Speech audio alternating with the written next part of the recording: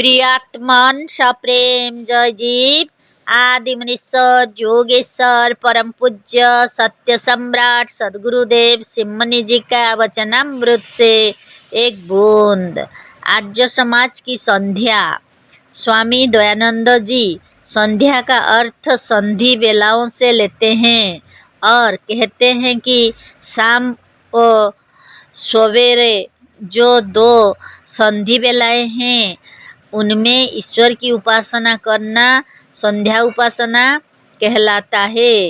यह भी ऐसा ही पहले के समान भ्रममूलक मालूम पड़ता है। क्यों? इसलिए कि यदि थोड़ी सी देर हो जाए और उस समय संधि बेला ना रहे और हम प्रेम तथा विधि के अनुसार ईश्वर उपासना व संध्या उपासना करें तो क्या वह निष्फल है? स्वामी दयानंद जी के मत से तो वह संध्या ही नहीं हुई, क्योंकि वह तो संध्या उसे मानते हैं जो संधि बेला में किया जाए, वह भी ईश्वर की उपासना। हम नहीं समझते कि जब ईश्वर की उपासना संध्या उपासना है तब संधि बेला से क्या मतलब? क्या यदि किसी रोज जरा देर हो जाए तो वह ईश्वर उपासना नहीं है? यदि आप कहे कि नहीं वह भी ईश्वर उपासना है तो आप उसे संध्या कहिएगा या दूसरा कुछ? संध्या या तो कह नहीं सकते, क्यों? इस समय संधि बेला नहीं, परंतु ईश्वर उपासना तो अवश्य हुई। इससे मालूम होता है कि ईश्वर उपासना और संध्या में कुछ भेद है। संध्या शब्द में तो ईश्वर उपासना की गंध भी नहीं है, अतः संध्या शब्द का अर्थ करते हुए इसी में ईश्वर की उपासना भी घुसड़े दी है। स्वामी जी का अर्थ ईश्वर उपासना कैसे होगा? खामखा स्वामी जी ने संध्या शब्द का अर्थ ठीक नहीं है।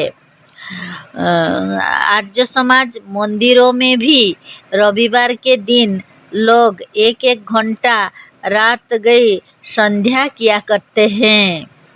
दूसरी बात यह है कि संध्या त्रिकाल करके प्रसिद्ध है।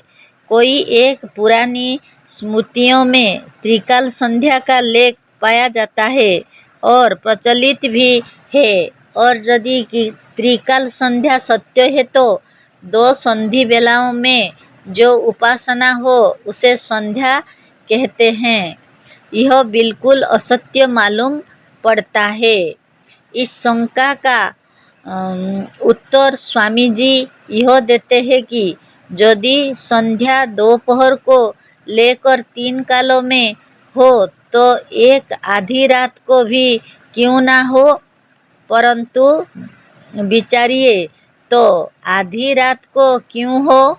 एक बार जब सूरज ने निकलकर ऊपर को चलना शुरू किया तब दूसरी बार जब वह बिल्कुल अपने हद तक ऊपर उठ चुका तब अर्थात दोपहर को तीसरी बार जब वह बिल्कुल नीचे आकर डूबने लगा या डूब गया तब अर्थात शाम को इस भूमि के चाहे किसी भाग का रहने वाला मनुष्य क्यों ना हो, जहाँ रात और दिन होता है, उत्तरी ध्रुव तथा दक्षिणी ध्रुवों को छोड़कर सब जगह सूरज की वही 3 गतियां हैं।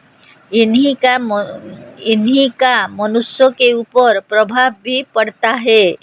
काल का विभाग सूरज की गति पर ही निर्भर है, अतः समय का विभाग समझने के लिए सूरज की गति का विभाग समझना आवश्यक है।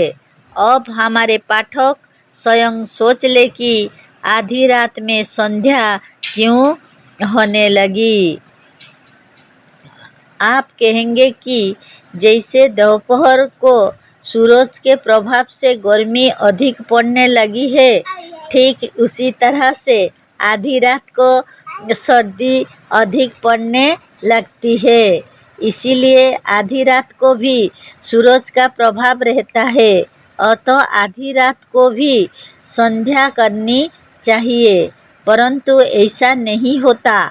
सूरज जो निकलने लगता है और जैसे जैसे ऊपर उठता जाता है वैसे वैसे गर्मी अधिक बढ़ती जाती है। यहाँ तक कि दोपहर को पूर्ण गर्मी पड़ने लगती है। फिर दोपहर से दिन ढला की गर्मी कम होने लगी और बराबर कम होती जाती है और शाम को गर्मी कम हो जाती है। फिर सर्दी का बढ़ना आरंभ हो जाता है। यदि आधी रात से दोपहर की तरह सर्दी घटने लग जाती तो उस समय भी हम सूरज का प्रभाव मान लेते, परंतु ऐसा नहीं होता। वह सर्दी जो शाम को सूरज के डूबने से शुरू हुई थी बराबर सवेरे 5 बजे तक बढ़ती ही जाती है। इसके प्रभाव में अर्धरात्रि का कुछ प्रभाव नहीं पड़ता।